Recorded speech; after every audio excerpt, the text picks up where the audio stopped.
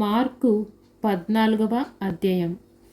వారు గెత్సెమనే అనబడిన చోటునకు వచ్చినప్పుడు ఆయన, నేను ప్రార్థన చేసి వచ్చే వరకు మీరిక్కడ కూర్చుండడని తన శిష్యులతో చెప్పి, పేతురును, యాకోబును, యోహానును వెంట పెట్టుకొని పోయి మిగుల విభ్రాంతి నొందుటకును చింతక్రాంతుడగుటకు ఆరంభించెను.